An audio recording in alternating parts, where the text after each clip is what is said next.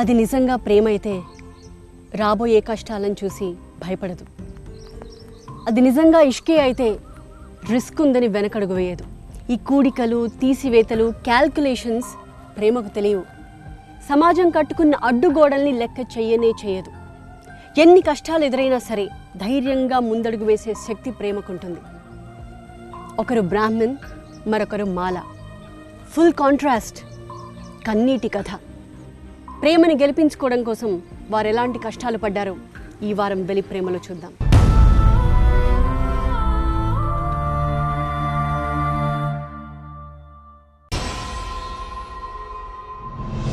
కడుపుతో ఉన్నప్పుడైతే 10 రోజులు అన్నం లేదు అసలు. తినేమో వేరే ఫ్రెండ్ ఒక డబ్బులు ఇస్తాన్నాడంటే అక్కడికి వెళ్ళిపోయాడు. తిని వచ్చే వరకు కనీసం అన్నం కూడా లేకుండా అట్లాగే ఉన్న 10 రోజులు. అరే, ఒక ఆడబిడ్డకి రావాల్సిన కష్టమేనా ఇది? కడుపులో మరో ప్రాణి జీవం పోసుకుంటున్నప్పుడు ఆకలితో పస్తులుండాల్సి రావడం, రోజుల తరబడి నీళ్లు తాగి కన్నీళ్లు తాగి బతకాల్సి రావడం, పిల్లల్ని పోషించుకోవడానికి నానా అగచాట్లు పడడం. ఈ గొడవల్లోనే పిల్లలు పుట్టడం, ఈ పిల్లలు పెద్దవాళ్ళు అవ్వడానికి, వాళ్ళకి తిండి పెట్టడానికి కూడా నరకం చూసాం అసలు.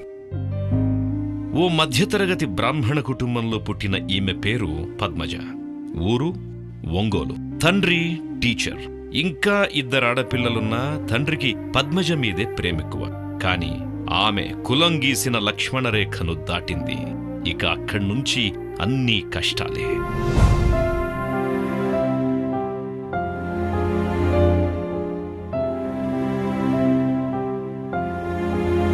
ఇతడే పద్మ జీవిత భాగస్వామి. పేరు విజయ్ కుమార్.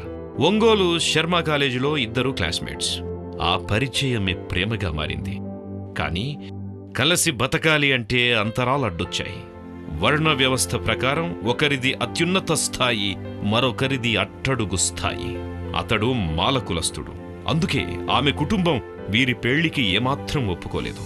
మేము మాత్రం ఇతను బతకనేమో, మా పిల్లల్ని మేము తీసుకెళ్తాం, లేకపోతే మేము తరతరాలు కులా నుంచి విలువబడతాం అని బాగా ఫోర్స్ పెట్టారు. పద్మజ బంధువులు వీళ్ళిద్దరినీ విడదీయడానికి చేయాల్సిన పనులన్నీ చేశారు. విజయ్ కుమార్ని పోలీసులతో బెదిరించారు. రౌడీలకు డబ్బులిచ్చి దాడులు చేయించారు. కేసులు పెట్టి వేధించారు. మా చుట్టాల వాళ్ళు వచ్చి అటాక్ చేశారు ఒంగోలులో. నెల్లూరు బస్ స్టాండ్ దగ్గర. నెల్లూరు బస్ స్టాండ్లో రెంట్ సైకిల్ తీసుకున్నాను. సైకిల్ స్టాండ్ చేస్తున్నా. కొట్టారు. చూసేలకి ఒకడు దొరికాడు. నాకు తక్కువ పర్వాలేరు. ఇదిగో ఈ చిన్న పల్లెను చూడండి. దీని పేరు సంకువాని కుంట. ఒంగోలు నుంచి 15 కిలోమీటర్ల దూరం. ఇది విజయ్ కుమార్ సొంత ఊరు. మిత్రుల సహకారంతో ఒంగోలులో సోషల్ మ్యారేజ్ చేసుకున్న ఈ జంట ఈ ఊరికే వచ్చింది. దళితులు తప్ప మరో కులం లేని ఊరు. వీరి ప్రేమను పెళ్లిని ఒప్పుకోని పద్మజ తండ్రి కూతుర్ని ఎలాగైనా వెనక్కి తీసుకెళ్లాలని ప్రయత్నించాడు. సొంత కులంలోనే మరో పెళ్లి చేస్తాను అన్నాడు. అప్పుడు అందులో వాళ్ళు ఎన్నిసార్లు వచ్చి నన్ను రానని వాళ్ళందరూ రిజెక్ట్ చేశారు కదా. మా నాన్న మోకాలు బురదలో పీక్కుంటూ వచ్చాడు అక్కడి నుంచి. నేను రానన్నానని ఇక ఆయన బాగా మనసులో పెట్టుకోరు అవన్నీ. అయితే పద్మజ బంధువులు తమ ప్రయత్నాల్ని విరమించుకోలేదు. దీంతో ఈ జంట 2 నెలల్లో 4-5 ఊళ్లు మారాల్సొచ్చింది. మళ్లీ చివరికి ఈ ఊరికే చేరారు. వీళ్లు తిరిగొచ్చిన కొన్ని రోజులకే ఓ ఘోరం జరిగిపోయింది. ఇదిగో ఈ ఫోటోలు చూడండి. ఇతడు విజయ్ కుమార్ కవల సోదరుడు. ఇద్దరూ అచ్చుగుద్దినట్టుండేవాళ్లు. తల్లిదండ్రులే గుర్తుపట్టలేనంత దగ్గర పోలికలు వీరివి. దీంతో విజయ్ కుమార్ని టార్గెట్ చేసిన వాళ్లు పొరపాటున అతడి కవల సోదరుణ్ణి చంపేశారు. నేను నా తమ్ముడు కామలపిల్ల. ఇక్కడ ఏబిఎం కాలేజీలో బిఏ, నేను శర్మ కాలేజీలో బిఏ చదువుతున్న రోజుల్లో నా మ్యారేజ్ అయింది. నన్ను అనుకుని నా తమ్ముడిని మర్డర్ చేశారు.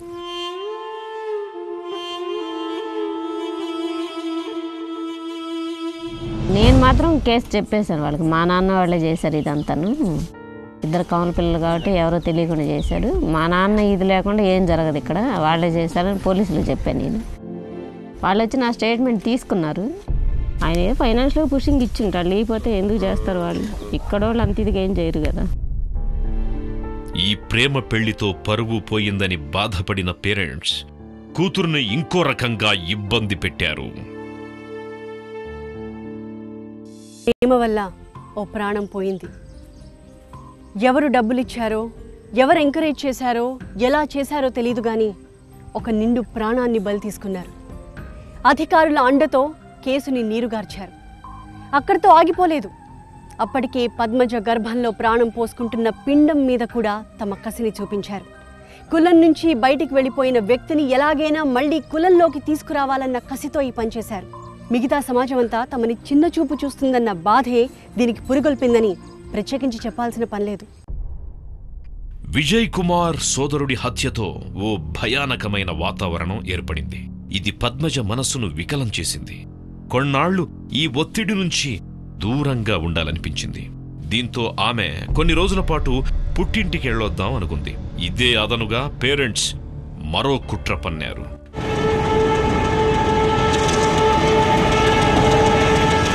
కొంచెం వాతావరణం మారుతుందమ్మా, బెజవాడ వెళదాం అని చెప్పి పెద్ద కూతురు ఇంటికి తీసుకెళ్లారు.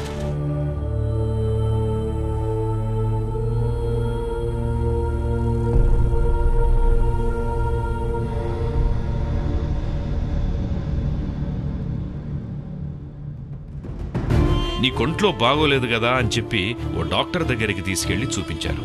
ఆ మందులు వేసుకున్న తరువాత గాని తనకి అబార్షన్ చేయించారు అన్న సంగతి పద్మజకి అర్థం కాలేదు. అప్పుడు మా అమ్మ ఏం చేసిందంటే పక్కన ఆర్ఎంపీ డాక్టర్ ఒక ఆయన ఉన్నాడు. ఆమె ఏమందంటే నీకు బాగలేదు కదా, జ్వరంగా ఉంది, బాగలేదు కానీ కడుపులో నొప్పి అంటున్నావు కదా, నువ్వు ఈ ట్యాబ్లెట్లు వేసుకొని చెప్పి తెప్పించి ఇచ్చింది. నేను ఎంత ఊహించుకోవాలా అంటే ఇది పోతుంది చేస్తుందని నేను కూడా ఆలోచించలేదు. మరి ఆమె ఏం ఆలోచించుకుందో నాకు తెలియదు. అది అవి ఇచ్చిన వెంటనే ఇదైపోయింది. అంటే వాళ్ళ ఉద్దేశం ఏంది, ఎట్లయితేమి మేము మమ్మల్ని కులా నుంచి బహిష్కరిస్తారు కాబట్టి కడుపు తీసేసినా సరే మా బిడ్డని మేము మా కులంలో కలుపుకుంటాం. ఓవైపు కూతురికి గర్భస్రావాన్ని చేయించి మరోవైపున విజయ్ కుమార్ మీద కిడ్నాప్ కేసు పెట్టారు. ఇది చాలక కొంత డబ్బిస్తాం, పద్మజను వదిలేయాలని ఓ కానిస్టేబుల్ ద్వారా ప్రపోజల్ పెట్టారు. బాయ్ మొన్ననే మీ తమ్ముని ఇట్లా చేశారు, అమ్మాయిని వదిలేసేయి, ఫైనల్గా చెప్తున్నా 70,000 ఇస్తాం. మిత్రుల సహకారంతో పద్మజ బెజవాడలో ఉందని గుర్తించాడు విజయ్ కుమార్. ఆమె పేరెంట్స్ ఆడుతున్న నాటకాన్ని బయటపెట్టాడు. ఈసారి పంచాయతీ కలెక్టర్ వరకు వెళ్ళింది. ఎట్టి పరిస్థితుల్లోనూ జీవితాంతం తన భర్త విజయ్ కుమార్తోనే ఉంటానని పద్మజ కలెక్టర్కి చెప్పింది. దీంతో ఆమె తండ్రి కన్నీరు పెట్టుకున్నాడు. పాపం, ఆయన బాధలు ఆయనవి. పెళ్లికి మరో కూతురుంది. పద్మజ కులాంతర వివాహంతో ఆమె పెళ్లికి చాలా కష్టపడాల్సొచ్చింది. ఎక్కువ కట్నమిచ్చి పెళ్లి చేయాల్సొచ్చింది. అంటే మా అందరికి మా అక్కకేం 25,000 ఇచ్చాడు ఆ రోజుల్లో. ఆయన ఈ అమ్మాయికి 1,00,000 రూపాయలు తీసుకున్నారు వాళ్ళు. ఆయన పెళ్లి కావాలని అదే ఒక్క కాన్సెప్టే కాబట్టి ఎంతైనా ఇవ్వాలని ఇచ్చి చేశాడు అమ్మాయికి. కట్నం బాగా ఎక్కువైనప్పటికీ మొత్తం మీద చిన్న కూతురు పెళ్లి జరగడంతో పద్మజ తండ్రి ఊపిరి పీల్చుకున్నాడు. అగ్రహారంలో పుట్టి పెరిగిన యువతి, చదువుకున్న అమ్మాయి తన కల్చర్కి భిన్నమైన వాతావరణంలో అంత ఈజీగా ఇమిడిపోగలదా? పొలం పనులు, కాయ కష్టం చేయగలదా? అయినా చదువుకున్న అమ్మాయి కదా, ఏదైనా ఉద్యోగం కూడా చేసుకోవచ్చు. పద్మజ ఈ 2 పనులు చేసింది. అయితే తన ఉద్యోగాలకు కన్న తండ్రి అడ్డుపడుతుంటే ఏం చేయగలదు? ప్రేమ జంటకి అండగా నిలబడాల్సిన అధికారులు కూడా చులకన చేస్తే ఏం చెయ్యాలి?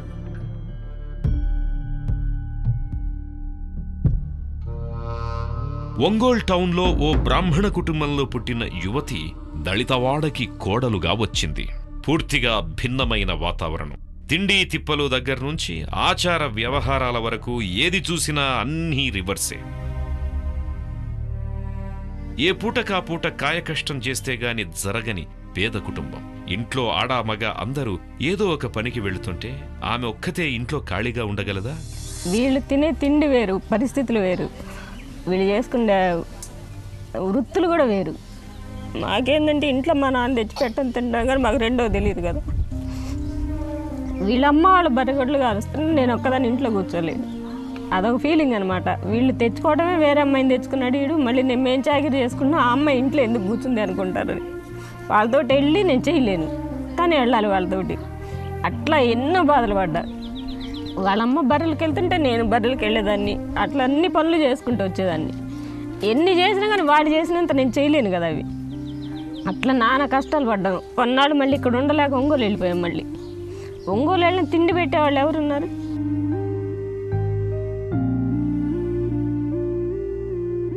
తనకున్న డిగ్రీ చదువుతో ఉద్యోగాల కోసం ప్రయత్నించింది పద్మజ. 7-8 ప్రభుత్వ శాఖల్లో MNRగా పనిచేసింది కూడా. కానీ ఉద్యోగం పర్మనెంట్ అయితే ఇక ఎప్పటికీ తిరిగి రాదని ఆమె తండ్రి అనేక సార్లు అడ్డం పడ్డాడు. ఏ ఉద్యోగం లేకపోతే ఆ బాధలు పడలేక ఎప్పటికైనా ఇంటికి తిరిగి వస్తుంది అన్నది అతడి ఆశ. అప్పుడు సర్వే డిపార్ట్మెంట్లో పోస్ట్ వస్తే ఎంప్లాయ్మెంట్ ద్వారా కేవలం డబ్బు లేదని తీసిపడేశాడు ఆయన.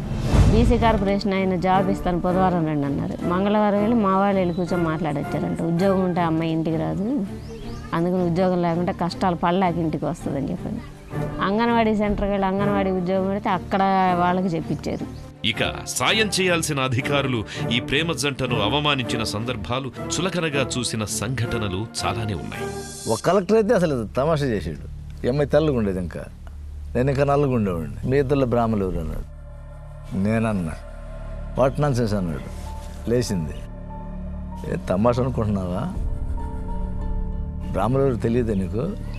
బ్రాహ్మణులు నల్లగా ఉండరా ఏంది? బ్రాహ్మణులు నల్లగా ఉండరా అన్నా. ఏం మాట్లాడింది సార్? అవమానపరుస్తున్నారు మీరు నన్ను. స్పష్టంగా మీకు అర్థమవుతుంది. ఆర్డీఓ గారు కూడా ఒకసారి ఎవరిని అడిగి చేసుకున్నారమ్మా మీరు పెళ్ళి? ఎవరు చేయమన్నారు మీకు? ఓ వైపు గొడవలు, మరోవైపు స్థిరమైన ఉద్యోగం గాని ఆదాయం గాని లేని పరిస్థితి. ప్రెగ్నెంట్గా ఉన్నప్పుడు పస్తులుండాల్సొచ్చింది.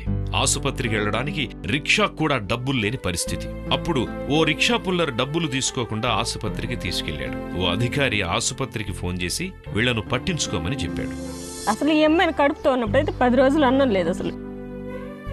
తినేమో వేరే ఫ్రెండ్ ఒక డబ్బులు ఇస్తాన్నాడంటే అక్కడికి వెళ్ళిపోయాడు. తిని వచ్చే వరకు కనీసం అన్నం కూడా లేకుండా అట్లాగే ఉన్నాం 10 రోజులు. ఒంగోలులోనే ఉన్నాం. అప్పుడు తర్వాత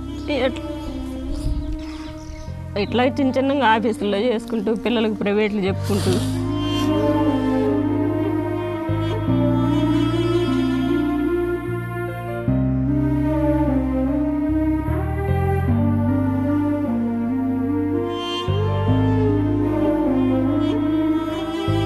చెట్ట భరించింది నాకు అర్థం కాల. అమ్మాయి ఆమె చెప్పొచ్చు కదా అన్న, నాకు లేట్ అయింది రావడం. ఇంకా మనం అయిపోయింది. ఫస్ట్ బిడ్డకి ఏమన్నా ఇది అనుకున్నా. అమ్మాయికి అన్నం లేదు కదా, బిడ్డ ఏమన్నా దెబ్బతినిద్దాం అనుకున్నా. ఒంగోలులో చాలా కాలం బండి నెట్టుకొచ్చిన ఈ జంట చివరికి రేషన్ షాప్ నడుపుకుందామని సొంతూరికి చేరుకుంది. అగ్రహారంలో పుట్టిన అమ్మాయి సడన్గా ఆహారం నుంచి ఆచారం వరకు ఎక్కడా పొంతన లేని దళితవాడలో బతకాల్సి వస్తే ఎలా ఉంటుంది? అయిన వాళ్ళంతా వెలివేయడం సంగతి పక్కన పెట్టండి, అసలు జీవితం ఒక్కసారిగా ఎలా మారిపోతుంది? మొదట్లో తల్లిదండ్రులకి బాగోలేదని చెప్పితే పద్మజ వెళ్లడానికి ఇష్టపడలేదు. కానీ భర్త ప్రోద్బలంతో వెళ్లి చూసొచ్చింది. ఆ సందర్భంలోనే అబార్షన్ చేయించడం, కేసులు పెట్టి ఇబ్బంది పెట్టడం జరిగాయి. దీంతో ఆమె తన కుటుంబ సభ్యులతో అటాచ్మెంట్ పూర్తిగా తెంచుకుంది. 18 ఏళ్ల పాటు ఎవ్వరినీ చూడకుండా కలవకుండా బతికిందామె. మరోవైపున ఆమె ప్రపంచం పూర్తిగా మారిపోయింది. బతుకు పోరాటంలో భాగంగా భర్తతో పాటు కూలి పనులు చేసింది. అయితే రైతులు ఆమెకు బరువైన పనులేమీ అప్పజెప్పేవారు కాదు. ఒకసారి మాత్రం నాకు బాగా గుర్తు, పిల్లలు పట్టలేదు, పనికి వెళ్ళాం. ఈ అమ్మాయిని గట్టి మీద కూర్చోబెట్టారు. అమ్మ నువ్వు పని చేయాల్సిన అవసరం లేదు, కూలి మీద ఇస్తామమ్మా. చిన్న పనే చెప్పారు, ఏదో నారు అట్టవన్నో లేకపోతే ఏదో చెప్పారు. జాలయ్య వాళ్ళ కోళ్ళు అంటే అమ్మాయి దగ్గర జాలయ్య వాళ్ళ కోళ్ళు, బేపన వాళ్ళ అమ్మాయి అంటే అమ్మాయి నువ్వెందుకు వచ్చామ్మా పనికి అని ఒక ఆమె అనేది. ఒక ఆమెమో ఎండలో చేయడానికి వచ్చాంటమ్మా నువ్వు. కానీ వాళ్ళు పని చేయించుకునేవాళ్ళు మన చేత. మాటలైతే అనేవాళ్లే కానీ వాళ్ళ పని మాత్రం వాళ్ళకి కావాలండి. బ్రాహ్మణ కుటుంబంలో పుట్టి పెరిగిన పద్మజ మాంసాహారం, అందులోనూ బీఫ్ కూడా తినే ఇంటికి కోడలయ్యింది. అయితే విజయ్ కుమార్ కానీ అతడి బంధువులు కానీ ఆమె మీద తమ ఆహారపు అలవాట్లను రుద్దలేదు. ఆమె తనంతట తాను అడ్జస్ట్ అయ్యింది. తాను తినదు, కానీ అన్ని రకాల మాంసాహారాలను వండడం నేర్చుకుంది. చికెన్ చేస్తాను, ఫిష్ చేస్తాను, బీఫ్ కూడా ఉండేవాళ్ళం. ఇంకా వీళ్ళు ఈ రొయ్యలు తెచ్చుకుంటుంటారు కదా, అవి కూడా చేస్తాను. ఆహారం విషయంలోనే కాదు, ఆచారాల విషయంలో కూడా ఆమెకు పూర్తి స్వేచ్ఛనిచ్చారు. అయితే ఆచారాల్ని పూజల్ని కొనసాగించగలిగే ఆర్థిక పరిస్థితి లేదు కాబట్టి వాటిని వదిలేశానంటుంది పద్మజ. అంటే ఇప్పుడు నేను క్రిస్టియన్ దాంట్లో, వీళ్ళు క్రిస్టియన్ మతంలో ఉన్నారు వీళ్ళు. నేను దీనికి వచ్చాను, నేను ఇక్కడికి వచ్చి నేను పూజలు చేస్తాను, నాకు అవి తెచ్చిండి ఇవి తెచ్చింది, తినటానికే తిండి లేదు సరిగా. ఇంకా ఇవన్నీ ఎక్కడి నుంచి వస్తాయి? రావు కదా. మనస్ఫూర్తిగా ఏ దేవుడైనా ఒకటి ఎక్కడైనా మంచి చేస్తాడు అనుకున్నాను. నేను దీంట్లో డిసైడ్ అయిపోయాక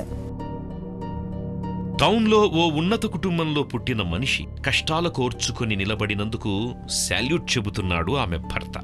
ఈ అమ్మాయి ఒక దళితుడిగా చెబుతున్నా, ఆమె భర్తగా చెప్పట్లేదు. నిజంగా ఈ అమ్మాయికి నేను హ్యాండ్సప్.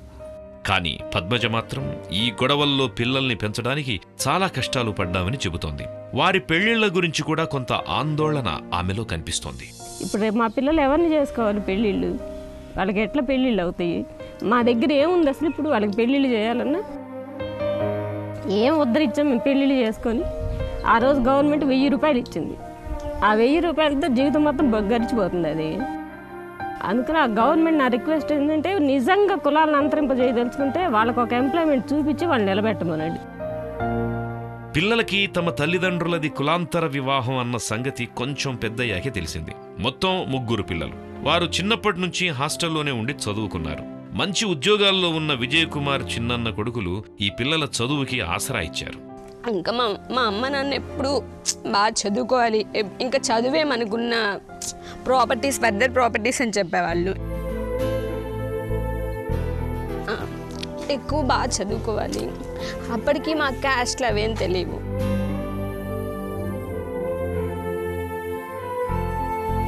వీళ్ళు ఇంటర్ క్యాస్ట్ మ్యారేజ్ అని ఇవన్నీ ఏం తెలియదు. చాలా చిన్న వయసులోనే హాస్టల్కి వెళ్ళిపోయాము.